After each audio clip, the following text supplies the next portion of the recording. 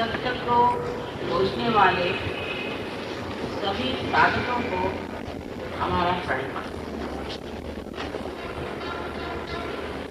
आज सारा संसार सत्य की ओर देख रहा है और सोचता है कि जो इस बुद्धि से जाना हुआ है वही सत्य है। कोई सोचता है इस बुद्धि से हमने ये जाना कि इस आदमी को मार डाला, तो उसके मारने पे तुल जाता है। किसी ने सोचा इस बुद्धि से ठीक है अपना रुपया किसी को दान कर दे, तो हमने सत्य को प्राप्त कर लिया। कोई उससे आगे बढ़ करके ये सोचता है कि सत्य के नाम पर हमने अगर सत्य का मंदिर बना दिया तो कितना अच्छा होगा, हमने सत्य को प्राप्त कर लिया। लेकिन सत्य एक शक्ति है, सत्य एक प्रकाश है। जैसे दीप से प्रकाश आ रहा है, इसे दीप देखता नहीं है पर प्रकाश दे रहा है, उसकी शक्ति वर्तमान है, प्रतीत होती है। आप जानते हैं कि ये दीप है, इसका प्रकाश में हम लोग चल सकते हैं। सत्य एक भावना नहीं है, या सत्य एक दिमागी जमाखर्च नहीं है। सत्य जो है वो असलियत, रियलिटी। जब वो हमारे अंदर से प्रकट होता है तब उसके लिए कष्ट लेने की जरूरत नहीं, उसके लिए कहने की जरूरत नहीं। वो प्रकटित होता है और उसका असर होता है, उसका इफेक्ट होता है। बहुत सी चीजों को जो कि बिल्कुल ही गलत हो, दुखदाई हो, तकलीफ वाली हो, उसी को हम सत्य मान लेते हैं। ये मनुष्य का स्वभाव कि वो अपने अहंकार में जिस चीज को भी मान लेता है उसी को सत्य समझ करके और उस पे छूट जाता है। जैसे अभी हम जर्मनी गए, जर्मनी में एक स्त्री आई, उन्होंने कहा हम जर्नलिस्ट हैं और आपका इंटरव्यू लेंगे। मैंने कहा अच्छा क्या इंटरव्यू लेना? कहने लगे कि हमारे जर्मनी में हम लोग ये महसूस करते हैं कि जितने गोरी चमड़े वाले लोग हैं इन्होंने हर जगह जाकर बहुत आतंक मचाया। ये गए अमेरिका में तो वहाँ पर सारे जितने भी वहाँ के पुराने रहने वाले आदिवासी लोग थे उन सबको मार डाला। फिर ये लोग पहुँच गए अफ्रीका में, फिर ये लोग पहुँच गए और जगह, हर जगह जा करके इन गोरी चमड़े वालों ने परेशान कर दिया। हिंदुस्तान पे 300 वर्ष तक इन्होंने यहाँ पे राज्य किया और उसके बाद जा करके वो चाइना तक पहुँच गए। तो ये गोरी चमड़े वाले जो हैं ये बहुत आतंकवादी है, एग्रेसिव नेचर, और इनको ठीक करने के लिए कोई न कोई इलाज होना चाहिए। तो इनका इलाज जो है हिटलर ने निकाला और हिटलर ने ये सोचा कि इन सबको खत्म कर देना चाहिए और आर्य समाज जो है उसे उठाना चाहिए, और उनके हिसाब से हम लोग भी आर्य समाज वाले हैं, माने हम भी आर्य हैं। अब इस तरह की बेतुकी बात जिनको डिस्कस न पाए, ऐसी बात को अगर कोई सत्य मान करके दुनिया में किसी कार्य में पड़ता है तो वो कितनी हानि कर सकता है और कितनी रुकावटें मनुष्य के जीवन में ला सकता है। इतना ही नहीं पर पूरी तरह से विध्वंस कर सकता है। इससे आप समझ सकते हैं कि अपने दिमागी जमाखर्च से जो हमने सोचा हुआ है ये सत्य है, वो विध्वंसक है, वो नुकसानदेह है। सत्य को जानने के लिए सिर्फ आत्मा ही शक्त है, आत्मा ही जान सकता है। आत्मा से ही आप सत्य को जान सकते हैं। इन दृष्टियों से, इस कान से, इस नाक से, मुख से, बुद्धि से, मन से आप सत्य को नहीं जान सकते। इससे परे जो आत्मा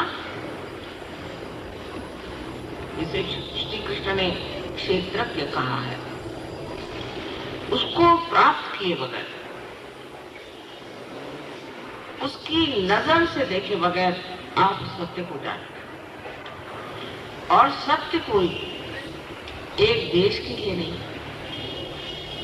एक मानव के लिए नहीं, एक जीवन के लिए नहीं, लेकिन सारे संसार के लिए एक ही तत्व है। सारे संसार का सारभूत जो तत्व है वही सत्य है। जैसे कि हम लोग यहाँ सब बैठे हुए हैं, आप पृथ्वी पर बैठे हुए हैं, पृथ्वी के तत्व पे आप बैठे हुए हैं, आप सोच रहे हैं हो सकता है कि हम जरा सी परेशानी में हैं, पीछे बैठ गए।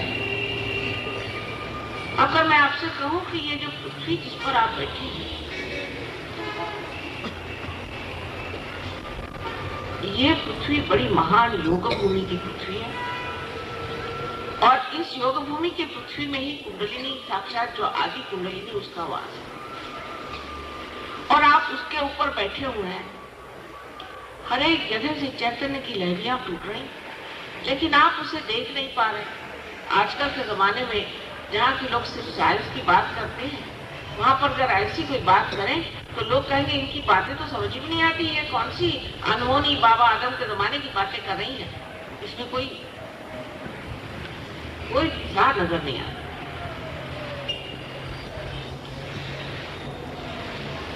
लेकिन अगर आपने अपने बुद्धि से, अपने तर्क से, अपने विचार से, अपनी भावनाओं से जो भी दुनिया बनाई है, उसमें अगर कोई भी आपको तत्व मिलता हो तो मैं आपको मान सकता हूँ।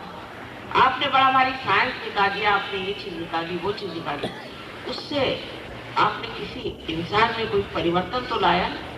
इंसान तो दिन पे दिन गिरते ही जा रहा है। ये बंबई जो 25 साल पहले थी, यहाँ मनुष्य मनुष्य को जानता था, वहाँ आज यह हालत हो गई कि कोई किसी को पहचानता नहीं। मनुष्य एक दूसरे से दूर होते जा रहा है, आतंक छाया हुआ है, समझ में नहीं आता है।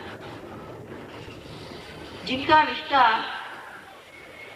इतना नजदीक था जैसे कि कोई चंद्र की चांदनी हो, वो लोग आज दुश्मन से नजर आते हैं। यह हो क्या गया है? वही जो कृष्ण ने कहा था कि हमारी मानव की जो चेतना है, जब वो परमात्मा को पाए बगैर, उत्थान के बगैर दौड़ती है तो नीचे की ओर दौड़ती है। हमसे भी ज्यादा खराब हालत तो अमेरिका में, वहां तो आधे से ज्यादा लोग एकदम पागल है, एकदम पागल, महापागल है। उनको तो हम लोगों से अभी बहुत सीखना है, लेकिन हम ही उनसे सीखे जा रहे हैं कि और पागल कैसे होना है। उन्होंने क्या पाया है जो अपने को बहुत आगे बढ़े हुए समझते हैं। इतना आतंक, इतनी आफत वहां है, आप कहीं पर भी चले जाइए, आपकी जान खतरे में है। फिर ऐसे देश जहाँ की इतनी बड़ी भारी एडवांसमेंट जिसे कहते हुए है, जहाँ पर की संसार के सबसे बड़े से बड़ी नई नई चीजें निकल रही है, ये तो सब बाह्य में हो गया, अंदर कुछ हुआ नहीं। अंदर तो कोई चीज आई नहीं। हम लोग जो हमारी संस्थाएं हैं, या कहना चाहिए हमारी जो संस्कृति है, उसके प्रति बड़ी जागरूक है। आप सोचते हैं कि हमारे संस्कृति में जैसा होता है वैसा होना चाहिए, तो हमारे संस्कृति में जिस तरह के फर्नीचर बनते थे वैसे बनेंगे, जैसे हमारे संस्कृति में मकान बनते थे वैसे मकान बनेंगे, जिस तरह से हमारे संस्कृति में कपड़े पहने जाते थे वैसे हम कपड़े पहनेंगे। लेकिन अंदर तो कोई संस्कृति आई नहीं, अंदर तो संस्कृति गिरती जा रही, अंदर तो हम टूटते ही जा रहे। आखिर वजह क्या है? अंदर का जो ज्ञान का वृक्ष है वो इस तरह से क्यों खत्म हुआ चला जा रहा है? हमारी समझ में नहीं आ रहा है ना। बात क्या है? इसी को हम कहते हैं कि मनुष्य आज जो है घोर कलियुग में बैठा, और घोर कलियुग में मनुष्य भ्रांतिमय हो जाता है। भ्रांति उसको समझ में नहीं आता है कि क्या करें। एक कह गए हैं ये करो, दूसरा कह गए ये करो, तो दूसरे कह गए वो करो, उन्होंने कहा है वो करो, आखिर करें क्या? कौन से धर्म का पालन करें? हर धर्म में तो चोर बैठे हो, हर धर्म के पालक चोर, हर धर्म में गड़बड़ है। कुछ लोग जो धर्म के नाम पर चलते हैं, जैसे आप देखिए आप मुसलमान देशों में वो लोग धर्म करते हैं, आपस में लड़ना। तो है क्या चीज? कहाँ हम चूक गए? कहाँ हमारी गलती हो गई? क्यों इस तरह से हम अपना जो तत्व था, जो सत्य था, उससे क्यों हट गए? इसकी वजह यह है कि अभी आप बच्चे हैं। अब आप में अभी वो प्रगल्भता, वो मैच्योरिटी नहीं है। अभी आप बच्चे हैं। वो मैच्योरिटी या वो प्रगल्भता आने के लिए हमारे अंदर दीप जलना चाहिए, आत्मा। ये तो बहुत लोग लेक्चर देते हैं कि आत्मा का दीप जलना चाहिए। भाई कैसे जलाएं? क्या करें? लोग बड़े बड़े तप करते हैं, जप करते हैं, उपवास करते हैं, तपास करते हैं, अपने शरीर को दुख देते हैं। अरे भाई, इस शरीर को दुख देने से इस शरीर के अंदर ही जो आत्मा राम है वो कैसे प्रज्वलित हो? ये कौन सा हिसाब किताब? अपने को दुख देने से परमात्मा प्राप्त होगा, ये तो परमात्मा के ऊपर बड़ा भारी इल्जाम हो, क्या अन्याय हो? क्या परमात्मा चाहेंगे कि आप अपने शरीर को दुख दें, तकलीफ दें, परेशान हो? कभी जब परमात्मा अगर मां स्वरूप है तो कोई मां चाहेगी कि हमारे बच्चे अपनी तकलीफें इतनी बर्दाश्त करें, बार बार अपने ऊपर तकलीफें लें, इतने संकटों को अपने ऊपर लें? कभी नहीं। इतनी बड़ी गलतफहमी हमें है, इतनी उल्टी बातें हमने अपने दिमाग में बिठा दी है कि इस लोगों का मुंह मोड़ना मुश्किल है। जैसे मैं वहां गई थी, कहने लगे कि 24 दिन तक उपवास करना पड़ता है और उसके बाद में आपको कहीं जाके रहना पड़ता है और आपको जमीन पे सोना पड़ता है। मैंने कहा आखिर क्यों? इसलिए कहले इसी से आप पर भगवान प्रसन्न होते हैं। मैंने कहा कभी नहीं होंगे, वहां से भगवान भाग गए होंगे। अगर मुझे कभी ऐसी जगह जाना हो तो मैं तो 1 मिनट वहां नहीं ठहरूंगी। मैं तो खाए तो बात चली नहीं गई। आफत नहीं, अच्छे भले थे, खाते पीते घर के, वहां जाकर किसने कहा था कि आप अपने से आफत लाइए? लेकिन इंसान ने अपने दिमाग में भगवान की ऐसी कोई भावना बिठा रखी कि वो हाथ में डंडा लिए सबको मारा। अगर वो नहीं मारा तो हम ही मार लेते हैं, जिससे वो संतुष्ट हो। परमात्मा तो प्रेम है। यही एक सत्य आप जान ले कि परमात्मा महान प्रेम है, सिर्फ प्रेम ही है और कुछ नहीं है उसके अंदर। वही उसकी शक्ति है, उसमें प्रेम करने की शक्ति। इसीलिए इतना बड़ा संसार बनाया, इसीलिए आपको मनुष्य बनाया, आपके लिए सब सुख साधन दिए, आपको वो शक्तियां जिससे आप परमात्मा का आनंद उठा सके, परमानंद को आप प्राप्त कर सके। ये शक्ति आपके अंदर परमात्मा ने निहित करी। आपको दुख दे, तकलीफ दे, आपको बीमार करे, ये परमात्मा का विचार कैसे हो सकता है? ये तो एक सर्वसाधारण पिता भी नहीं करता। मनुष्य को परमानंद देने के लिए परमेश्वर ने उसकी सृष्टि की। लेकिन जिसके पास सुख होता है वो हमेशा ही रोता हुआ नजर आता है। जितना उसके पास सुख होगा उतना ही रोता नजर आएगा। जैसे आप देखिए अमेरिका में लोगों के पास बहुत पैसा है, प्रदेश में लोगों के पास बहुत पैसा है, मोटरें हैं, हर एक आदमी के बच्चों के पास भी मोटर है, बड़ों के पास मोटर है, घर है, खाने को है, पीने को। और करते क्या है? पहले हमने एक साइकियाट्रिस्ट लगा रखा है, मानस शास्त्र जानने वाले लोगों के पास जाते हैं। अपने यहाँ अगर कोई ऐसा आदमी हो जो साइकियाट्रिस्ट के पास जाए तो उसकी शादी ना हो, कोई उसको पूछे ना कि भाई तुम साइकियाट्रिस्ट के पास जाते, दिमाग खराब है तुम्हारा? और वहां लोग पैसा खर्च करते हैं और बताते हैं कि आज इसके पास में गया था, कल उसके पास में गया था। माने ये जताने के लिए बड़े दुखी है, बड़ा दुख है। अंग्रेजी भाषा में जिस तरह से आप देखते हैं, बोलते वक्त कहेंगे कि आई एम अफ्रेड। सारी दुनिया अंग्रेजों से डरती है, कांपती है, इनको काहे का अफ्रेड होना हो। और उनको देखे देखिए हम लोग भी ये सोचने लग गए हैं कि अगर हम अपने को दुखी दिखाएं, बहुत ही परेशान दिखाएं, तो भगवान ऊपर से नीचे ऊपर आएंगे, वो तो कब के भाग जाएंगे। पहली चीज है प्रसन्न चित्त रहना चाहिए। जो लोग प्रसन्न चित्त नहीं, उनको मैं रियलाइजेशन नहीं दे सकती। भाई सही बात है, अरे भाई परमात्मा के दरबार में जाना है, वहां रोनी सूरत वालों को क्या प्रवेश मिल सकता है? और किस लिए रो रहे हैं आप? किस लिए दुखी हैं आप? क्या परेशानी है? आफत मची हुई है। एक बार इस दरबार में आके बैठो तो पता चलेगा अभी तक जो कुछ जाना सो अज्ञान, अविद्या। परमात्मा का संसार जो है हर तरह की शक्तियों से संचालित है। जितने आपके टेलीकम्युनिकेशंस हैं उससे 1000 गुना ज्यादा उसके पास ऐसे टेलीकम्युनिकेशन है कि वो कभी चूकते ही नहीं। पर आप तो यहीं बैठे हुए हैं, यहां बैठे बैठे आप जिससे चाहे उससे आप आत्मीयता प्राप्त कर सकते हैं, जिसे चाहे आप उसका ट्रीटमेंट कर सकते हैं, जिसे चाहे आप उसको रास्ता बता सकते हैं। ये बात सही है, ये कोई झूठ बात नहीं। आपको आश्चर्य होगा कि 100 साल पहले इंग्लैंड में एक बड़े भारी कवि हो गए, इनका नाम है विलियम ब्लेक। बड़े भारी दूरदर्शी थे और बड़े भारी द्रष्टा थे।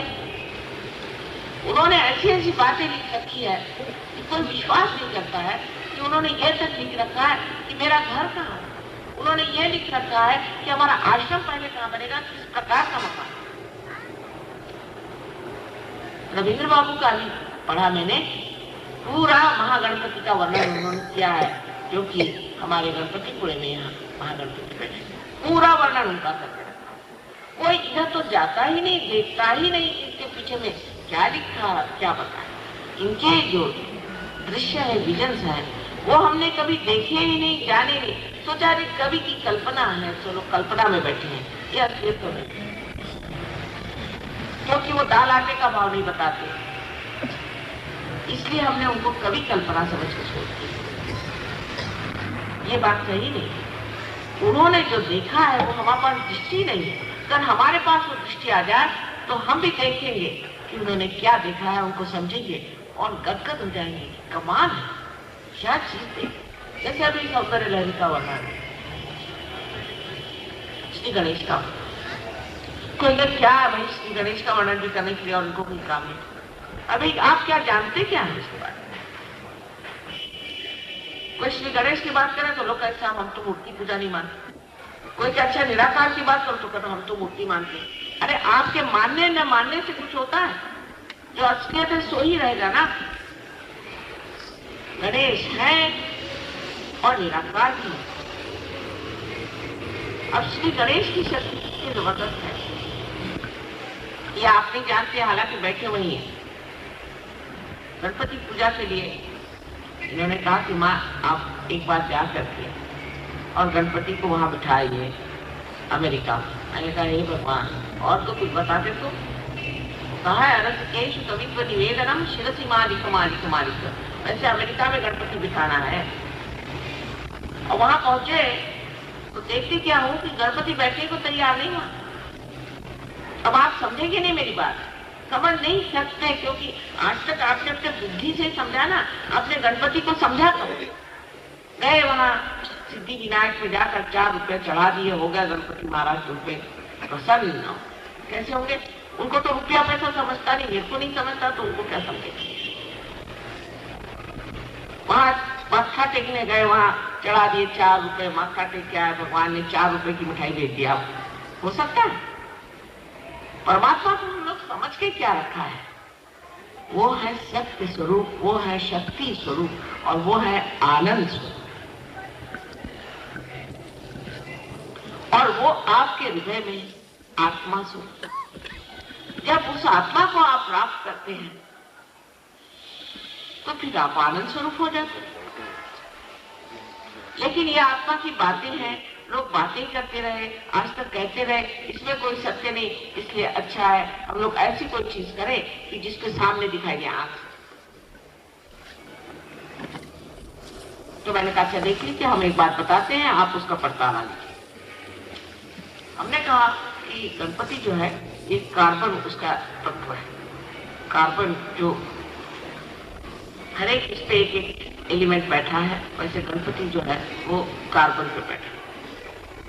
तो वो कार्बन जो है उसका एक मॉडल बनाओ उसके एटम का, और उसको देखो। आप अगर उसकी लेफ्ट साइड देखिएगा तो आपको वहां पर स्वस्तिक दिखाई देगा, और राइट साइड में देखिएगा तो आपको ओंकार दिखाई देगा, और नीचे से देखिएगा क्रॉस दिखाई देगा। और अभी 2 साइंटिस्ट ने ट्राई किया और हम आपके माँ बिल्कुल सही बात है, ऐसा ही दिखाई देता। अब इन साइंटिस्ट लोगों ने पूछेंगे मुझे आकर के कि आपको कैसे मालूम? अब मुझे तो मालूम है ही, लेकिन मुझे अगर कैसे मालूम है ये अगर मैं आपको नहीं बता सकती हूँ तो कम से कम ये तो बता सकती हूँ कि आपको भी मालूम हो सकता है। आप जितने बड़े बड़े हो गए, कबीर हो गए, नानक हो गए, हमारे यहाँ ज्ञानेश्वर जी हो गए, तुकाराम हो गए, साउथ में त्यागराज जी हो गए, सबने गाया और अनादि काल से गाते आए अपने देश में। इस देश का तो धरोहर ही है। मार्कंडेय के जमाने से हजारों 14,000 वर्ष पहले से उन्होंने शक्ति का गान गाया है और मूलाधार में गणपति का स्थान बताया है। ये मूलाधार क्या है, ये गणपति का स्थान क्या है, इधर किसका ध्यान ही नहीं। सब कुछ हम लोग इलाज से सीखने वाले हैं। अरे भाई, उन लोगों को अभी कम से कम 100 जन्म लेने पड़ेंगे जब आपके चरणों तक आएंगे। आप है कहाँ? उनके अनुकरण करने के पीछे में लगे हो। ये तो ऐसा ही हुआ कि कमल का फूल कहता कि कहीं जाकर के मैं बबूल का फूल क्यों नहीं हुआ। कहाँ आप और कहाँ वो? आपका उनका कोई मुकाबला नहीं, मेरा विश्वास है। क्या वो बड़े खुश लोग हैं? बेटे माँ को मार देते हैं, माँ बच्चों को मार देती है। अजीब तमाशा है। वो कोई इंसान है, जानवर से भी बदतर जात। और उनसे हमें क्या सीखने का है? हमारे पास इतना बड़ा सत्य छिपा हुआ है, उधर हम लोग नजर नहीं करना चाहते, क्योंकि हम लोग सोचते हैं हमारे पास में सब डिग्रीज आ गई, BA, MA, सब डिग्रीज आ गई, उसको लेकर के सर पर घुमा सकते हैं। और अगर इसमें भी हमारे यहाँ ऐसे ऐसे दुष्ट लोग निकल आए हैं जो गुरु बनकर के दुनिया भर में घूमते हैं, पैसा कमाते हैं, लोगों को ठगते हैं और लोगों की दिशाभूल करते हैं, और उन्होंने भी हम लोगों का नाम बिल्कुल ठिकाने कर दिया और हमारा विश्वास जो डामाडोल होता। लेकिन मान लीजिए कि ऐसी कोई चीज है जिसे कि हाइपोथेसिस कहते हैं, ऐसी अगर कोई चीज हमारे अंदर है जिसके कारण हम आत्मा को प्राप्त कर सकते हैं, जो बताई गई कुंडलिनी शक्ति है, अगर ऐसी है कोई शक्ति हमारे, तो वो पहले ही से नाही करने से फायदा क्या? एक बार देखना तो चाहिए। अगर आप साइंटिस्ट भी हैं तो भी फिर तो दिमाग खोल करके ओपन माइंडेडनेस होनी चाहिए। आपको देखना चाहिए कि माँ कह रही ये बात तो सही है या नहीं। आप एक बार अपनी कुंडलिनी जागरूक करा लीजिए, आत्मा को प्राप्त करें। अभी मैं कैंसर पेशेंट को देख के आ रही हूँ, लेकिन ये महाशय जब मैं इनसे पहले मिली थी, इतने दिनों से मिलती नहीं, कभी इन्होंने नहीं कहा कि मेरी कुंडलिनी को जागरूक करो। और कहले मेरा तो भगवान पे विश्वास नहीं। मैं तो कहा इनके पैर पड़ती कि बाबा लो कुंडलिनी जागरूक करो। बड़े विद्वान बनते, अभी कैंसर से पड़े हुए हैं, अब मुझे बुलाया कि हमारी कुंडलिनी जागरूक करो। दुनिया भर की बीमारियां, दुनिया भर की आफत अपने अंदर है, इसकी वजह अभी हम पूर्ण स्थिति में नहीं आए, आधी स्थिति में। आधी स्थिति में कोई सी भी चीज खराब हो सकती है, हमें पूर्णावस्था में जाना है। और उसके लिए आपके अंदर ये शक्ति कुंडलिनी की है। ऐसे हजारों वर्षों से हमारे लोगों ने बताया हुआ है।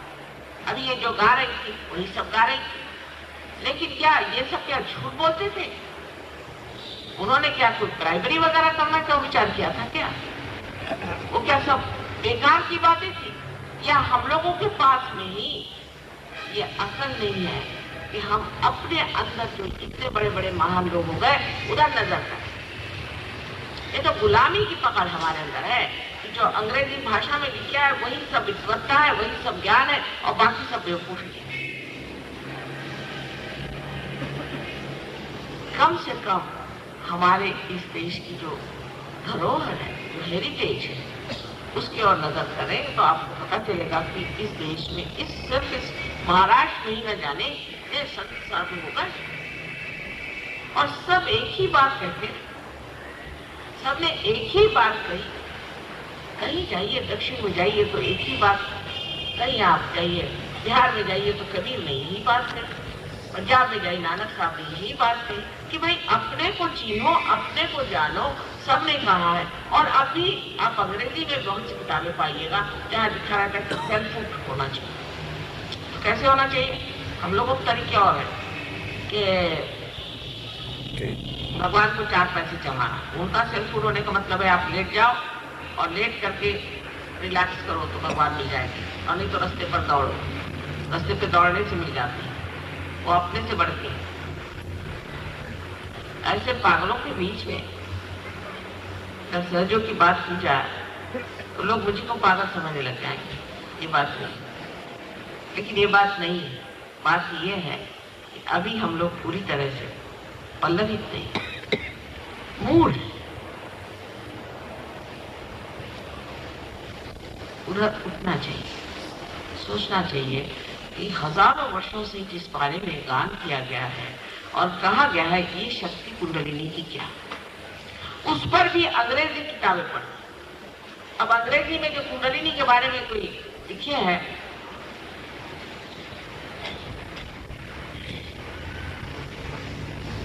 वो इतनी गलत बातें हैं कि वो उसमें सत्य जरा सा भी नहीं।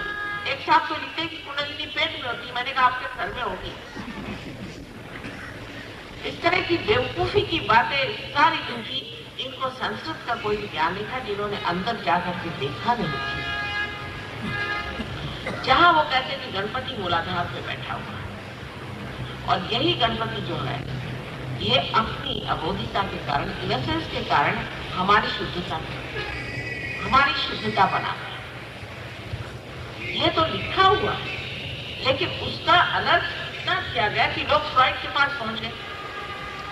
ये हमारे अकल वाले लोगों का काम है। इसे मैं शुद्ध बुद्धि नहीं कहूँ, ये प्योर इंटेलिजेंस नहीं है, ये नॉनसेंस है। क्योंकि अंग्रेजों ने कुछ नहीं किया, क्योंकि अमेरिकन ने कुछ नहीं किया, क्योंकि फलानी किताब मैंने पढ़ ली, इसलिए ये बात को मैं मानता हूं। आपने उसका अनुभव लिया है? आपने क्या अपने आत्मा का अनुभव लिया है? अंग्रेजी भाषा तो ऐसे ही चौपट है, आप जानते हैं कि आत्मा को भी स्पिरिट कहते हैं और शराब को भी स्पिरिट कहते हैं, और कोई मरा हुआ भूत हो उसको भी स्पिरिट कहते हैं। तो इनसे कौन झूठे? इनको कोई पवित्रता का मतलब मालूम है? इनको कोई ऑस्पिशियसनेस का मतलब मालूम है? ये क्या कोई भगवान की बात जानते हैं? इनसे कौन झूठे और कौन बताए? और आप लोग उन्हीं को जाकर बुलाइए, अपने बुद्धि को मानेंगे। आपके बुद्धि से आप जिस खाई में ये पड़े उसी खाई में जाके गिरे। इत्तेफाक है कि मैं इतने देश परदेश में रही, इत्तेफाक की बात। मैं कभी नहीं समझ सकती थी कि इंसान इतना गिर सकता है, इतना गया बीता हो सकता है, और बुद्धि का भ्रम इतना उसके अंदर है, और इतना जबरदस्त अहंकार कि जिसे कहते हैं जो चीज गलत है, जो बिल्कुल ही अपवित्र है, जो अधार्मिक है, उसी को धर्म समझ लेना,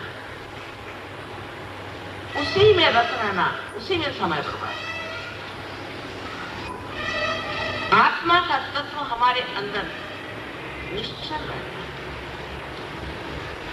हिलता नहीं, और वो क्षेत्र को जानता है, वो सब जानता है। जब तक हमारा चित्त आत्मा से आलोकित नहीं होता है तब तक उसमें चल भी चलता है, पर जैसे ही आत्मा से आलोकित हो जाता है वैसे ही आनंद की लहरियां, सौंदर्य लहरियां जिसका वर्णन किया गया, बहना शुरू, हाथ से बहना शुरू होता है। वहां शब्द इस्तेमाल करते हैं वाइब्रेशन, वो करते हैं, लेकिन वाइब्रेशन का मतलब क्या? वाइब्रेशन मैंने कोई भी चीज हिली उसका नाम वाइब्रेशन थोड़ी है। ये वाइब्रेशन, ये जो हाथ से बहने वाली लहरियां, जो पैर से बहती है, जो सारे शरीर से फूट फूट करके बह रही है, जिन्होंने सारी सृष्टि की रचना की है, जिससे ओंकार बनते हैं, ये वो चीज जिसने कि सारे ब्रह्मांड में अपना राज्य प्रस्थापित किया हुआ है। ये वो चीज जो कि हर एक चीज का तत्व है, जो ईथर का भी तत्व है, जिससे कि आज आप ब्रॉडकास्टिंग करते हो, ईथर का भी वो तत्व है, सारे पंच तत्वों का वो तत्व है। उस तत्व का जो अधिष्ठा है, उसका जो राजा है, वो आत्मा आपके हृदय में बसता है। पूर्व जन्म के अनेक पुण्यों की वजह से इस पुण्यवान भूमि में आपका जन्म हुआ, लेकिन इस जन्म में न जाने क्या हो गया है कि अच्छे भले लोग दुनिया से दूर न जाने किस गलत रास्ते पर चले जाते। इसको मैं ये नहीं कहूंगी कि हम लोगों पे दूसरों का राज्य रहा या कोई हमारी कमी रही, या हमारे यहाँ भी पंडितों ने और ब्राह्मणों ने और तरह के जो ऐसे लोग जो पैसा कमा रहे धर्म के नाम पे, अनेक हमारे अंदर भ्रम मान, लेकिन वो भ्रम डाल भी दिए हैं तो हमको देखना तो चाहिए। धर्म के नाम पे अत्यंत अत्याचार हुए मान, इसलिए बहुत से लोग कहते हैं हम भगवान पे विश्वास नहीं करते, लेकिन जो सत्य है उसको पाने की ओर हमारी दृष्टि होनी ही पड़ेगी। आज ऐसा समय है कि इस समय अगर आप चूक गए तो न जाने किस संकट में आप फंस जाएंगे। इधर कैंसर खड़ा है, उधर में भूखमारी पड़ी हुई है, उधर में आतंक पड़ा हुआ है, दुनिया भर के हाहाकार चारों तरफ है। इस वक्त कमल जैसे जब तक आप इस कीचड़ से बाहर नहीं निकलेंगे और कोई तरीका आपके पास नहीं है, और वो निकलने का तरीका आप अपनी बुद्धि से नहीं लगा। बुद्धि से परे परमात्मा का जो अनंत आशीर्वाद हमारे अंदर आत्मा स्वरूप है, उसी से आप पा सकते हैं, और आपके अंदर ये आत्मा विराजमान है। पहली बात, उसको प्राप्त करने की शक्ति आपके अंदर है और वो सहज ही होती है, लेकिन बुद्धि इसको मानती है। और बुद्धि का दूसरा भी एक लगाव है बड़ा भारी, जहां हम अटक जाते हैं, वो ये कि लोग कहते हैं कि माता जी ये आप ही क्यों करते हैं। मैंने कहा भाई आप करो, बड़ा अच्छा, मैं तो घर बैठे आज सवेरे से मेहनत करते करते किसी तरह से यहाँ पहुंचे, लेकिन पहुंच गए क्योंकि आप लोग चाहते हैं कि आपका आत्म साक्षात्कार। पर ऐसे भी लोग हैं, वो सोचते हैं कि नहीं माता जी तो आपसे कोई हमारा लेना देना नहीं, आपसे हमें कोई पैसा नहीं चाहिए, हम आपको, आप हमें देंगे, हम तो यहाँ देने को बैठे हैं, आपको हम दे नहीं सकते, कुछ भी नहीं देंगे। पहला हिस्सा मिला। कोई ऐसा इंसान आपने देखा भी नहीं होगा कि जो कुछ भी नहीं लेना चाहता और इतनी मेहनत करता है, तो समझिए कैसे ड्रामा है, समझिए। तो लेने में क्या हर्ज है साहब? लेने में आपको वैसे तो कभी हर्ज नहीं होता, तो सहयोग करने में हर्ज क्या है? हर्ज यही है अहंकार। बुद्धि के ऊपर एक अहंकार ऐसा जड़ता से बैठा हुआ है, और वो भी है ये जो सुशिक्षितता है, उस बड़ी बड़ी पंडित मूर्ख है जो कबीरदास जी ने कहा था, वो आप आजकल देखें, और यह महामूर्खता का लक्षण है। और वही आज आप देख सकते हैं कि सब कुछ होते हुए भी आज वो समाज सहयोग को प्राप्त कर रहा है जो देहातों में रहे। चिट्ठी आती है, हम तो आनंद के सागर में तैर रहे हैं, माँ हमने तो हमको सब कुछ दे दिया, सस्य श्यामलाम भूमि में हमारी खेती लहरा रही है, सुंदर, हम तो कुछ करते नहीं, सब अपने आप हो रहा है, परमात्मा वास्तव काम कर रहे हैं, सब तुकाराम बन गए। लेकिन शहरों में बड़ा प्रश्न खड़ा हो, उसकी वजह है ये अविद्या जो सीख ली, उस अविद्या के कारण हमारे अंदर महान घोर अंधकार अहंकार था। अहंकार से परे परमात्मा का हुआ। अहंकार तो एक आपकी छाया है जो कि सत्य भी नहीं है। अहंकार आपकी छाया मात्र है। जैसे कि आप प्रकाश से दूर खड़े हो जाइए, आपकी छाया, लेकिन आप प्रकाश के नीचे खड़े होइए तो कोई छाया नहीं आएगी। इस अहंकार से जूझने से नहीं होता है। अभी यहाँ पर एक बता रहे थे कि कुछ एक नई चीज निकाले, नई EST करके दिखा दिया, उसमें कहा लगा कि आप अहंकार आपके अंदर हो गए। यानी प्रदेश में ये विचार है कि हमारे अंदर अगर अहंकार आ जाए तो हम बड़े यशस्वी हो जाते और फिर नाक के बल गिर भी जाते। लेकिन जब आप आत्मा को प्राप्त करते हैं तो यश आपके पैरों में, सिद्धियां आपके पैरों में, आप योगी जन हो जाते। योगी की व्याख्या नहीं की जाती, अमर्याद है वो, उसकी कोई मर्यादाएं नहीं बात है। आपका जो जीवन के और लक्ष्य है या आपकी जो धारणा है वो सब बदल जाए, एटीट्यूड्स बदल जाए। सहयोग में हम कोई सिस्टम नहीं बनाते कि 4 बजे उठना है, घड़ी देखो, उठ के बैठे, नाक दबा के बैठो, कोई सिस्टम नहीं। सिर्फ आपकी धारणाएं बदल जाती हैं, आपके तरीके बदल जाते हैं, आपके लक्ष्य बदल जाते हैं अपने आप से। लेकिन कोई जबरदस्ती आप पर नहीं, एक ही जबरदस्ती है, प्रसन्न रहिए, प्रसन्न, बस एक ही जबरदस्ती है, एक ही मांगना है कि अपने से नाराज नहीं, अपने प्रति दुष्ट न रहिए, अपने से संतुष्ट रहिए, अहंकार नहीं करना, लेकिन अपने से संतुष्ट रहिए, प्रसन्न चित्त रहिए, बस। बाकी कोई भी आपके ऊपर में कोई चीज लादी ना, तो ऐसा ही हुआ कि कोई अगर वृक्ष बढ़ रहा है जीवंतता से, उस पर कोई चीज आप ला दीजिए। लेकिन ये अंदर से होने वाली चीज है, घटित होने वाली चीज है। समझ लीजिए कि हम इस फूल को खींचे या तोड़े या इसको कुल्फी करें, मशीन में डालें, इसका फल नहीं हो जाए। फल इसका तभी होगा जब ये वृक्ष पे लगा रहेगा, उससे संबंध होगा, और इसके अंदर जब वो क्रांति होगी, इसके अंदर अपने आप फल हो जाएगी। इसी प्रकार आप में भी फलश्रुति तभी होगी जब आपका संबंध उससे लग जाए जो अनेक नामों से जाना जाता है, निराकार, निरंजन।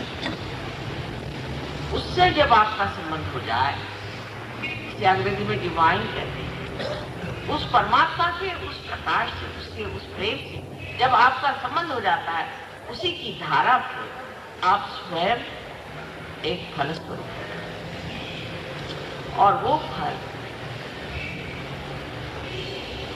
आपको सुख देता। आप अपने को देखकर, आप अपने अंदर की जो सुंदर सुंदर भावनाएं और लहरियां बह रही हैं, उसे जानकर आनंदित हो। ऐसा तो कभी भी नहीं होता। जो फल आप खाते हैं वो फल स्वयं उसको कुछ नहीं जानते।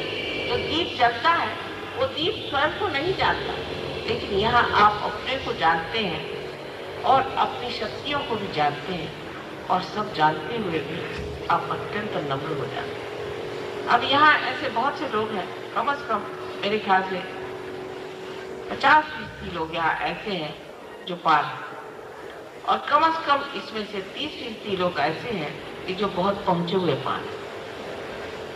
लेकिन आप देखिए तो आप ही जैसे उनकी शक्ल दिखाई देगी, आप ही जैसे कपड़े पहनेंगे, रहन सहन वही रहेगा, लेकिन अंदर से मस्ती रहेगी। शक्ल फर्क हो जाएगी, आप एकदम पहचान सकते हैं कि योगी जन है। आंख में चमक होगी, मुंह पे रौनक होगी, एक अजीब हंसता हुआ फूल जैसा चेहरा हो, एक मस्ती होगी, जैसे कहा गया है कि जब मस्त हुए फिर क्या बोले। अब जब मस्त होगा तो उसको बोलेंगे, वो तो अनुभव की बात है। और ये अनुभव को प्राप्त किए बगैर आप दिमागी जमा जो करते हैं वो सारा समय बर्बाद करना, मेरा भी और आपका भी। अब समय तो कम है और मैं चाहती हूँ कि आप अनुभव को पहले प्राप्त करें, पर अनुभव प्राप्त होने के बाद भी उस पर लोग विश्वास नहीं करना चाहते। मनुष्य इस कदर आत्मा संवेदनशीलता उसकी इतनी कम हो गई, इसे कहते हैं कि ब्लंट हो गई है, कि जब तक उसमें कुछ सेंसेशन नहीं दिया जाए उसको समझ में नहीं आता। इसके आजकल का जो म्यूजिक चलता है वो ऐसा सुंदर नहीं होता है, जो सेंसेशन होना चाहिए, जिससे आदमी की खोपड़ी में घुस के, सर में घुस के, कान में घुस के, नाक में घुस के, किसी तरह से जाके वो नर्व में घुसे। जब तक कोई सेंसेशन नहीं होगा न्यूज पेपर नहीं क्यों पड़ेगा, उसमें वो सब कौन मारा, किसने मारा, किसने डाका डाला, फलाना किया, वो जिससे कि आप में सेंसेशन आए, तो सेंसेशन खोपड़ी में जाने नहीं वाला। तो संवेदनशीलता क्यों कम हुई? क्यों किसी चीज पे विश्वास नहीं। जब आपके अंदर चैतन्य की लहरियां बहने लगी और जब आपको शांति प्राप्त तो भी आपको विश्वास नहीं होता कि आप पार हो गए। वजह यह कि आपको अपने ही ऊपर विश्वास नहीं, पहली बात, और दूसरा जो होता है उस पर विश्वास नहीं। अगर आपको अपने ऊपर विश्वास होता तो इतनी संवेदना देने की कोई जरूरत ही नहीं पड़ती। लेकिन इतना ब्लंट हो गया है आज का इंसान, इतना ब्लंट हो गया कि उसको कोई चीज अगर मिल भी जाए तो भी उसको उसकी संवेदन शक्ति जागरूक नहीं है, वो विश्वास नहीं करता कि ये चीज हो। तो यह दूसरी स्थिति आ गई। पहले तो आप पार हो, उसके बाद उस पर विश्वास और देखें, जाने, आगे बढ़े। इन दो स्थितियों से जो तीसरी स्थिति में आ जाता है वो सहयोगी हो जाता है। फिर हाथ हटाओ और कुंडलिनी शक्ति, क्या इस शक्ति को आप समझ नहीं सकते? सिर्फ हाथ उठाने से ही आप कुंडलिनी को चढ़ा सकते हैं और बातें में से यहाँ से हम कहते ब्रह्मरंध्र, वहां से आप कुंडलिनी छेद सकते हैं। सारे सारे लोग हैं जो कि यहाँ पर बम्बई में इसको आप कहिए कि हम लोग कोड़ी कहते हैं, जो कि झीमर का काम करते हैं, मच्छी मार। कितने मच्छी मार यहाँ है जो कुंडलिनी जागरूक करते हैं, क्योंकि सीधे साधे भोले भाले लोग हैं। देखते हैं कि हाँ माँ हमने ऐसा किया और कुंडलिनी जागरूक हो गई, उसके हाथ से लहरियां बहने लगी। वो उसका एनालिसिस नहीं करते बैठे, जो चीज सामने उसे देखते हैं। लेकिन आपकी आदत ऐसी कि हर एक बात खाल उतारे, तो कैसे कोई समझा सकता? पहले अनुभव को प्राप्त करें, उसके बाद उस अनुभव पे विश्वास करें, फिर उस अनुभव पे विश्वास करने के बाद में उस पर मेहनत करें। अब सहयोग में कोई पैसा रुपया लेता है, कोई रुपया पैसा लिया नहीं जाता है। नहीं तो हम भी यहाँ पर रुपया पैसा लेते हैं और बड़े बड़े महल खड़े करते हैं और उसमें फिर आप आके बहुत खुश हो जाओ, हाँ हाँ कितना बड़ा कार्य हो रहा है, इतने लोग इसमें आए, इतने महल खड़े हुए।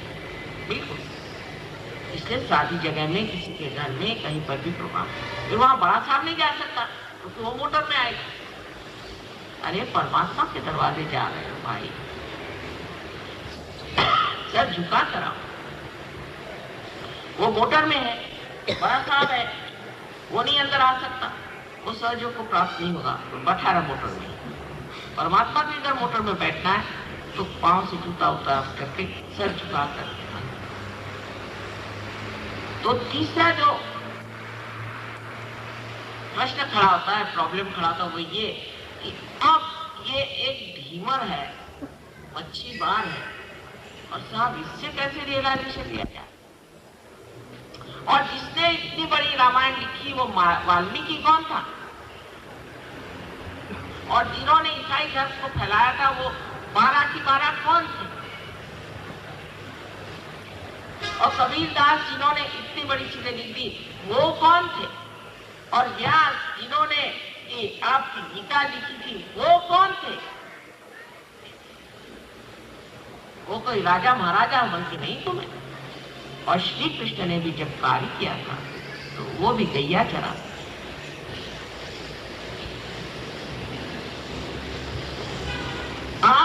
को यही तो मुश्किल है समझाना कि भाई ऐसी जगह जहाँ कुटिया हो, जहाँ जिस तरह से भी परमात्मा कार्य हो रहा है, वहां जाओ, बैठो, मेहनत करो, वहां पाओ।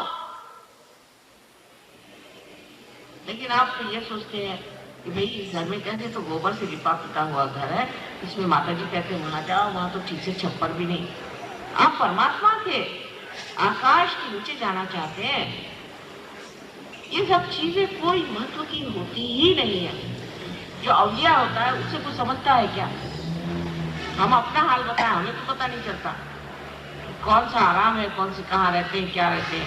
यहाँ भी रख दीजिए, आप कहिए तो यही सो जाए। ये क्या बड़ी महत्वपूर्ण चीजें हैं? क्या ये उठा के हम ले जाएंगे? जब 4 कहार उठा के ले जाते हैं तो किस तरह से उठा के जाए? लेकिन सत्य को जब हम नहीं जानना चाहते हैं तब ये सब बहानेबाजियां चलती हैं। उससे आगे फिर ये भी बात चलती है कि वहां हम गए थे तो सहयोगी ने हमसे कहा कि तुम्हारा फलाना चक्र ठीक नहीं है और ऐसा ठीक नहीं है और तुमको ये चीज करना चाहिए। अरे भाई, आप अपने ठीक करने गए, आप पेशेंट है ना? वहां कोई इलेक्शन नहीं हो रहा है कि साहब आइए, साहब बैठिए, साहब आप हमारे वोट दीजिए। कोई नहीं, आपको अपना वोट देना है, खुद आपको अपने को पाना है, अपने को शक्ति देनी, अपने को उन्नत करना है, खुद को प्राप्त करना है, किसी और के लिए नहीं। अब फिर ऐसी हालत में एक विद्यार्थी की दृष्टि से, एक पेशेंट की दृष्टि से आप आए, कोई भी हो, वो साधु है, संत है, योगी है, महाजन है। पहले जमाने में आपके देश में कोई भी साधु संत किसी राजा के यहाँ चला जाए तो आकर के उसके चरणों में आते थे। आपको शिवाजी का उदाहरण मालूम है, जब रामदास स्वामी उनके यहाँ पहुंचे भीख मांगने तो उन्होंने सब अपना सारा साम्राज्य उनके झोली में डाल दिया। ऐसे ऐसे महान लोग हमारे देश में हो गए, यही सामने हो गए। अब मराठों में ऐसे देखती हूँ मैं, कौन शिवाजी को जो मानते हैं, कौन एक करने वाला मिले।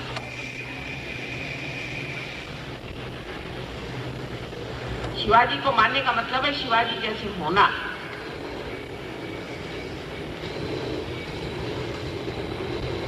जो मानते हैं उनके जैसे होना। नानक को मानते हैं, नानक के जैसे होना चाहिए, तब नानक को मानते हैं। ये नहीं कि नानक साहब का नाम लेकर के और दुनिया भर की खुराफात। ईसा मसीह को मानते हैं और ईसा मसीह के नाम पे करोड़ों करोड़ों रुपयों के उन्होंने जेवरात खरीद करके पोप बन के घूम रहे हैं और अपने गरीब देश पर आकर के यहाँ पर शान दिखा रहे हैं। एक से एक सब विलंदर चोर है। मैं आपसे, जितने भी धर्म गुरु हैं, एक से एक सब विलंदर चोर। मुझे एक भी आज तक सही नहीं मिला, चाहे वो किसी भी धर्म का। मैं ललकार कर कहती हूँ कि मैं झूठ कह रही हूँ तो ये लोग मेरे पे केस कर। लेकिन हम लोग इनके चक्कर में क्यों रहते हैं? इनके चक्कर में हम क्यों रहते हैं? क्योंकि सस्ता माल है, पैसे दो, वो कहते हैं हम आपको भेज देते हैं स्वर्ग। तो ये चक्कर अच्छा।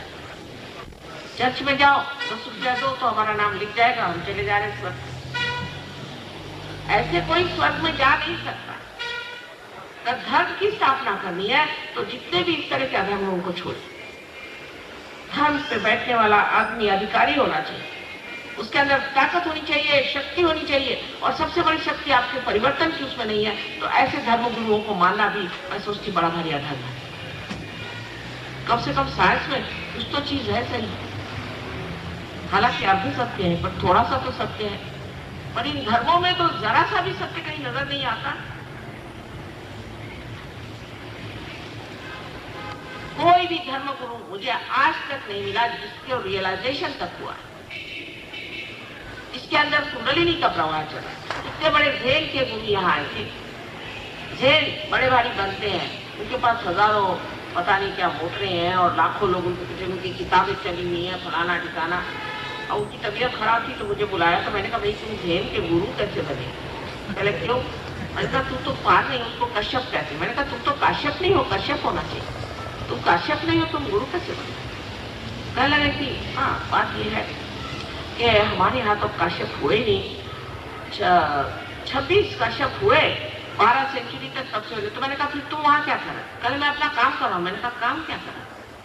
परमात्मा का काम तुम लोग कर सकते हो, इसकी एक विशेष अधिकार की शक्ति होनी चाहिए। वो अधिकार की शक्ति कोई सरकारी नहीं होती है, परमात्मा के सरकार से वो शक्ति आती है। और जब ऐसी बातें समझ में आएंगी तभी आपके अंदर सत्य आएगा, नहीं तो आ नहीं सकता। सहयोग के अनेक लाभ हैं, ये मैं मानती हूँ। इससे कैंसर की बीमारी ठीक हो जाएगी, दुनिया भर की बीमारियां ठीक हो जाएंगी, सब तकलीफें दूर हो जाएंगी, सब सुख हो जाएगा, सब कुछ। पर इसमें एक बात जानना है कि सहयोग में आपको कोई भी झूठा सर्टिफिकेट नहीं मिलता है, आपको होना पड़ता है, आपको कुछ न कुछ होना पड़ता है। और उसके लिए आपको कुछ त्यागना नहीं होता, सिर्फ अपना अहंकार त्यागना होता, फिर उसके लाभ होते हैं। फिर उसके लाभ होते हैं। डॉक्टरों की कोई जरूरत नहीं, बीमारी की कोई जरूरत नहीं। आपके जब बच्चे बीमार हैं, उनको अगर तकलीफ हो, कोई आदमी पागल हो, कोई हो, सब ठीक हो जाए। और पहली बात यह है कि सहयोग में आप प्राप्त हो, इस स्थिति में आप आ जाएं कि आप स्वयं दूसरों को दे सके, फिर आगे बात करें। और ये देने की शक्ति आपके अंदर है, बहुत आसान है। इस बम्बई शहर में न जाने आज मेरे ख्याल से करीबन 16 वर्ष हो गए होंगे मैं मेहनत कर रही हूँ, और देखती हूँ कि धीरे धीरे लोगों की समझ में आ रहा है और बात ठिकाने से लगी। क्योंकि यहाँ घोर कलयुग है। घोर कलयुग में जरूर इंसान परमात्मा की ओर झुकता है, लेकिन बाकी जो दोष हैं कि हमेशा गलत चीज को, असत्य को सत्य मान लेना, उसके कारण ही वो सहयोग में उतर नहीं पाते। आप सबसे एक ही कहना है, मैं यहाँ एक ही दिन के लिए आई हूँ, उसमें कितना कह सकती हूँ कि सत्य का वर्णन, अनुभव का वर्णन करिए। कोई झूठ मूठ कहे, हाँ मैं तो पार हो गया, मेरे वाइब्रेशन आ गए, मैं तो जानती हूँ। और आप क्यों झूठ, अपने से क्यों झूठ बोलते, अपने को ज्यादा क्यों दे रहे हैं? एक नई व्यवस्था है, इसे की रूहानी व्यवस्था कहते हैं, जो कि परमात्मा की व्यवस्था है। उस व्यवस्था में आने से आप समझ जाइएगा कुछ भी नहीं करना पड़ता, सब वही करता है, सब वही देखता है। सिर्फ जो आनंद मिल रहा है उसको पीना चाहिए और मजा उठाना चाहिए। फिर कोई जरूरत नहीं किसी की, फिर कुछ मांगना नहीं रह जाता, फिर देना ही बन पड़ता है। मनुष्य अकस्मात एक देने वाला बड़ा इंसान। ये बहुत सारे लोग बनने वाले और बनेंगे, लेकिन आप उनमें से हैं कि नहीं, ये आपका निर्णय है। आपकी स्वतंत्रता के आगे मैं नहीं मैं उसको ललकार सकती हूँ, पर मैं उसका पूर्ण तरह से स्वीकार करती हूँ और आदर के साथ ही कहना है, अपनी स्वतंत्रता में आपको पाना है, कोई जबरदस्ती से नहीं, स्वतंत्रता में आपको पाना है। काफी समय हो गया है और सब लोग चाह रहे हैं कि आपको साक्षात्कार को प्राप्त हो। और बहुत आसान चीज है, आप जमीन पर बैठे हैं चाहे कुर्सी पर बैठे हैं, जूते आप उतार लें बस।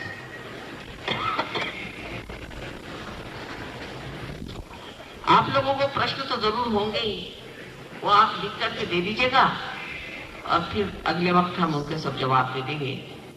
लेकिन कोई कायदे के प्रश्न पूछना, बहुत से लोगों को बीमारियां होती हैं, उसके लिए हमारे पास यहाँ आज मुंबई शहर में हर जगह एक एक सेंटर खुला, बहुत से सेंटर्स खुले, लेकिन आप जान लीजिए कि आपके आसपास में कौन सा सेंटर। जैसे कि एक साहब आज मिले थे, बता रहे थे कि मालाड में कौन सा सेंटर है, मुझे तो मालूम नहीं, लेकिन अगर आप पता कर लें तो आप जान सकते हैं कि मालाड में कौन सा है, अंधेरी में कौन सा है, और वहाँ आप जाएं और इसे प्राप्त करें, और प्राप्त करने के बाद जो अपनी दुविधाएं हैं उसे मिटा दें। ये एक बड़ी भारी कार्य शक्ति है जो मुंबई में आ गई है। इसने अनेक सेंटर्स खोल दिए हैं, हर जगह सेंटर्स हैं, हर जगह कार्य हो रहे हैं, हर जगह कुंडली जागरण हो रहा है, और आप लोग इसका पूरा लाभ उठाएं। उसके लिए आपको कोई पैसा मांगे तो कभी मत देना, और अगर कोई मांगता हो तो आप मुझे खबर करें। न इसको आप पैसा दे सकते हैं, न ही आप इसमें कोई पोजीशन दे सकते हैं, और न ही इसका आप उल्टा प्रचार कर सकते हैं। कुंडलिनी कभी उल्टी नहीं चल सकती। इसलिए आप जान लीजिए कि ये जैसे कि एक बीज में से अंकुर निकलता है, उसी प्रकार आपकी कुंडलिनी जागृत हो जाएगी। सिर्फ आप अपने आत्म साक्षात्कार का, आत्मबोध का पूर्ण आदर करें और उसमें पल्लवित हुए और उसमें बढ़े, फूले, फले और संसार को अपना प्रकाश दे करके इस घोर अंधकार से बचाएं।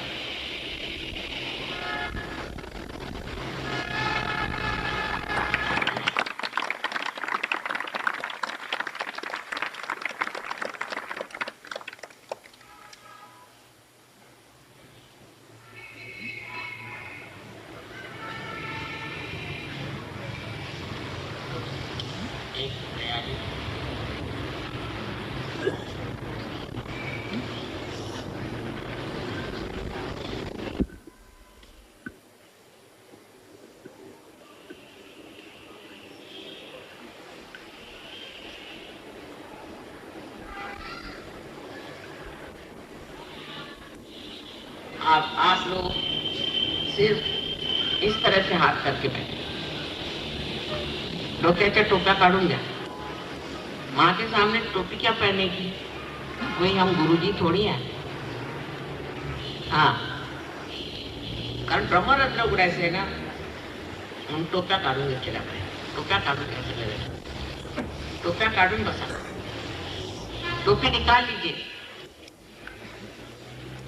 अब आणखी कोणत्या भाषेत सांगायचं?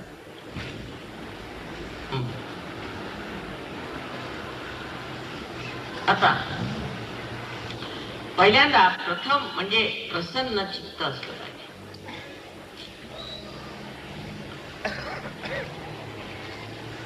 गणेश को ख्याल, सर्वप्रथम गणेश को। क्यों? क्योंकि वो बालक है, वो बच्चा है, अबोध है, अनंत का शैशव है, इटर्नल चाइल्ड। जैसे बच्चे को देखकर कैसे उसका कौतुक होता है, उसके प्रति कैसा प्रेम आ जाता है। इसलिए गणेश को पहले हम वर्ण करें, माने प्रसन्न चित्त हो। किसी बच्चे को देख करके मनुष्य अपना दुख भूल जाता है, अपनी तकलीफ भूल जाता है। उसको देखते साथ कैसे आनंद उसके मन में। और फिर आप दोनों हाथ में ऐसे,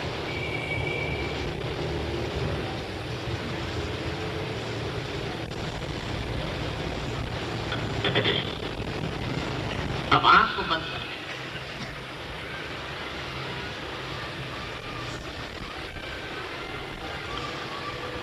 अब लेफ्ट हैंड मेरी तरफ रखें और राइट हैंड जमीन की ओर या जमीन पर रखिए। अगर आप जमीन पर बैठे, डावा हात माझ्याकडे करा आणि उजवा हात जमिनीवर ठेवा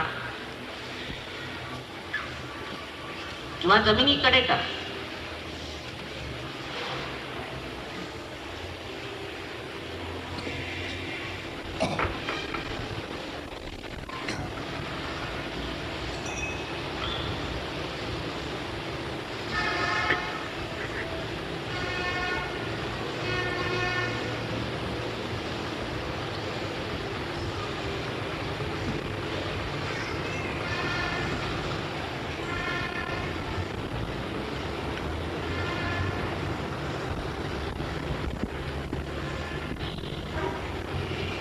आंख बंद कर ले, आंख बंद कर ले। अब राइट हैंड हमारे ओर करें और लेफ्ट हैंड आकाश की ओर करें।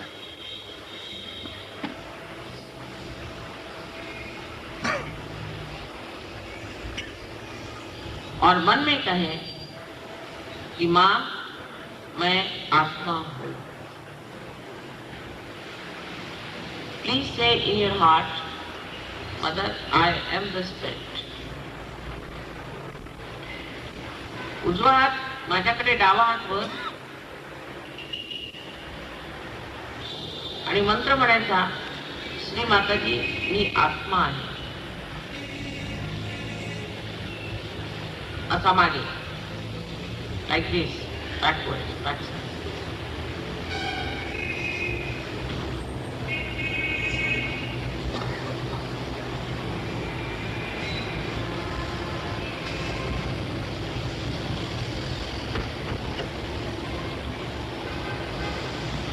जो भी हमने कहा इसका मतलब नहीं कि आप अपनी तरफ ऐसा सोचें कि हमने ये गलती कर दी, वो गलती कर दी, ये नहीं सोचते। जो भी कर दी सो कर दी। इस वक्त वो पिछली बातें कुछ सोचने की नहीं है, हो गया सो हो गया। इस टाइम सिर्फ ये सोचने का है कि हमें अपनी कुंडलिनी जागृत करके और परमात्मा तक पहुंचना है, बस। अब दोनों हाथ आकाश की ओर करें,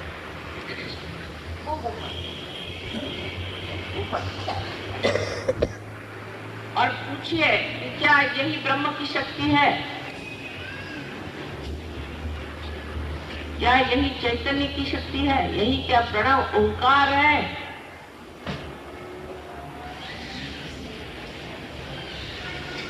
जो चारों तरफ फैली हुई है, यही परमात्मा की प्रेम की शक्ति है?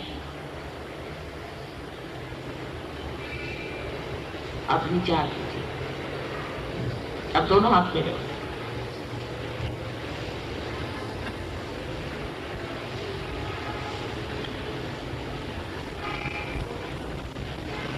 इस हाथ से देखें, यहाँ पर आलू पर थोड़ा सर झुका के, नम्रता से सर झुका कर देखिए, यहाँ से ठंडी हवा आ रही है।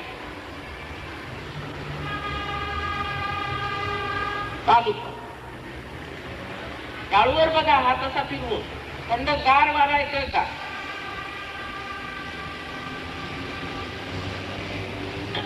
आता उजवा हात माझ्याकडे, राइट हैंड मेरे, लेफ्ट हैंड से देखिए।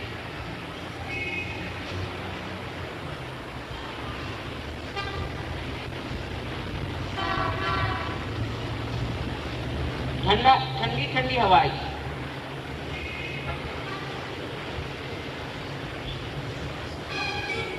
श्री आदि शंकराचार्य ने कहा है सलीलम, सलीलम वर्णन किया है। हाँ देखिए आ रही है। आप इन लोगों के हाथ में ऐसे करें,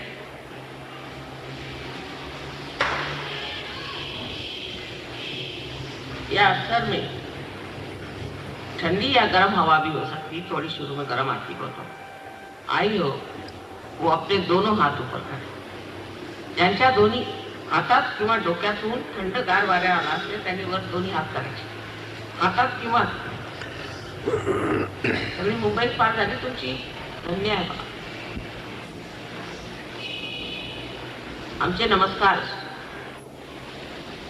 सगळ्यांना नमस्कार, सबको नमस्कार।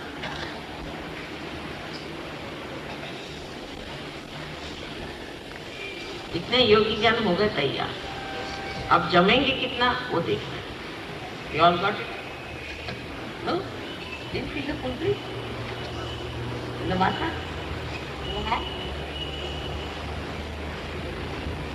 इनके सर में नहीं आया है, वो ऐसा मंत्र कहें कि माँ हमारे सर में आओ, माँ हमारे सर में आओ, या माँ हमारे हाथ में आओ। 7 मर्तबा है।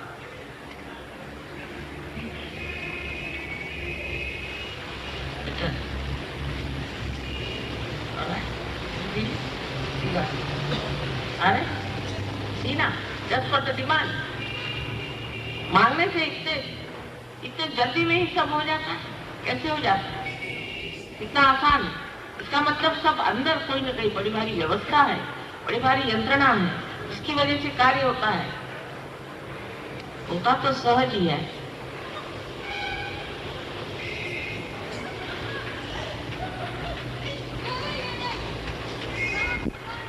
अब ये मंत्र कहेंगे, जो भी कहेंगे आप आंख बंद करके से सुनिए, आपको अच्छा लगेगा। थोड़ी देर और कान होगा, इसलिए कि आपका जो रियलाइजेशन है थोड़ा फिक्स हो जाएगा। शांतिपूर्वक बात नहीं करें, शांतिपूर्वक हाथ ऐसे रखें और आंख बंद कर लें। थोड़े ध्यान में जाए, विचार नहीं करें। मेरी ओर देखिए, अगर विचार आए तो मेरी ओर देखिए, विचार न करें। और विचार नहीं आ रहा तो आंख बंद कर लें। बिल्कुल शांति, अपनी शांति को प्राप्त करें।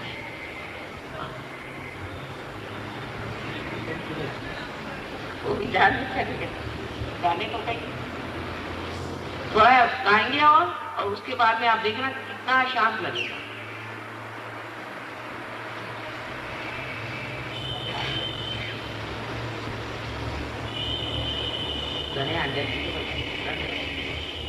मजा तरह आँख बंद कर दीजिए।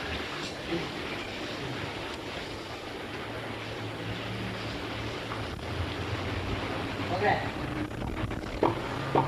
Now you see the change. अब आपको दिखाई देगा गाने में कितना फर्क है। हाथ में फर्क आ जाए, हाथ में सबको देखिए कितना चमक गया।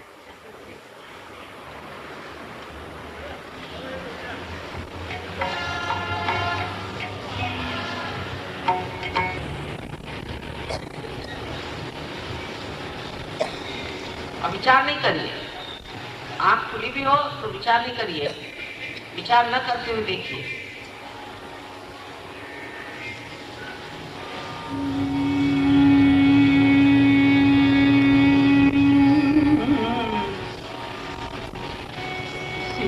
सिंधूरारुण विग्रहां त्रिनयनां माणिक्यमौलिस्फुरति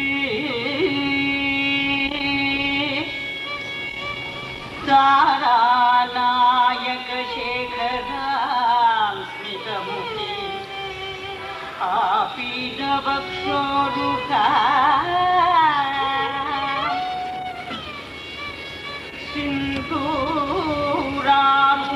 सिन्दूरारुणविग्रहां त्रिनयनां माणिक्यमौलिस्फुरति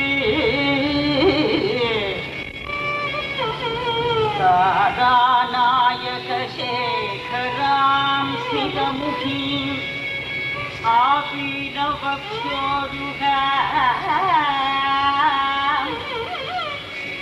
पाणिभ्याम् अलिपूर्णरत्नचषकं रक्तोत्पलं बिभ्रति पाणिभ्याम् अलिपूर्णरत्नचषकं रक्तोत्पलं बिभ्रति सौम्यां रत्नघटस्थरक्तचरणां ध्यायेत् परामम्बिकां सौम्यां रत्नघटस्थरक्तचरणां ध्यायेत् परामम्बिकाम्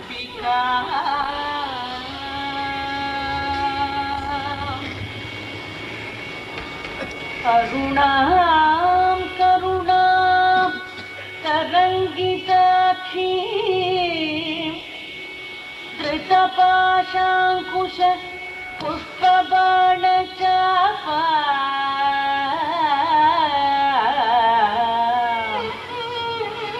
करुणां करुणां तरङ्गिताक्षीं धृतपाशाङ्कुश पुष्पबाणचापां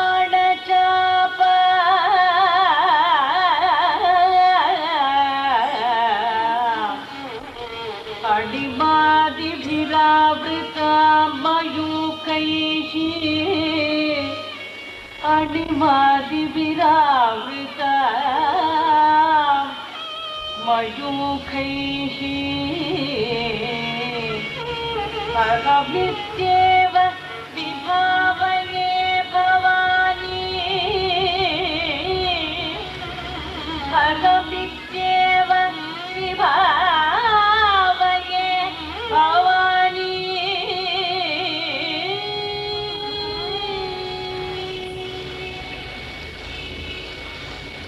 ध्यायेत् पद्मासनस्थां विकसितवदनां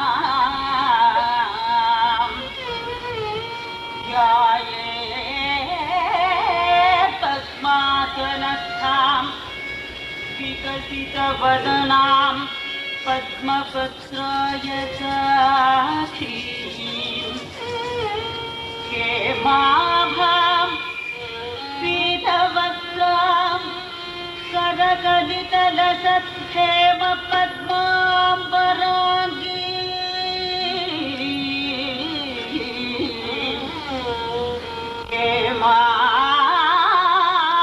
हेमाभां पीतवस्त्रां करकलित सत्क्षेम पद्मावराङ्गी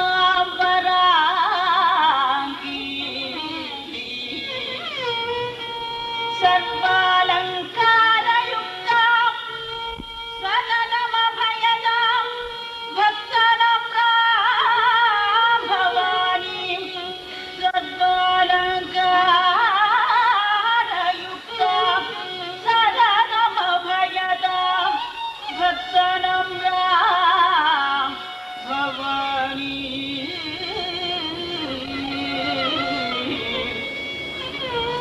श्रीविद्यां शान्तमूर्तिं सकलसुरनुतां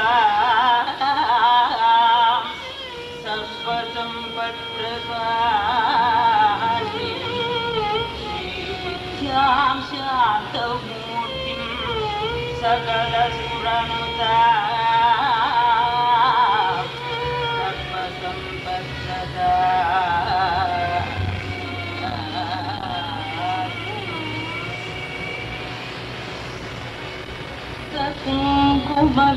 कुङ्कुमविलेपनाम् अळिकतुम्बिकस्तूरिका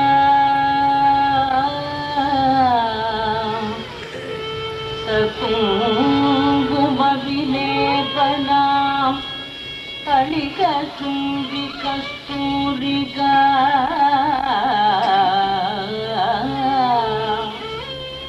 समन्दहसिते क्षणां सचरचापपाशाङ्कुशा समन्दहसिते क्षणां सचलचापपाशाङ्कुशा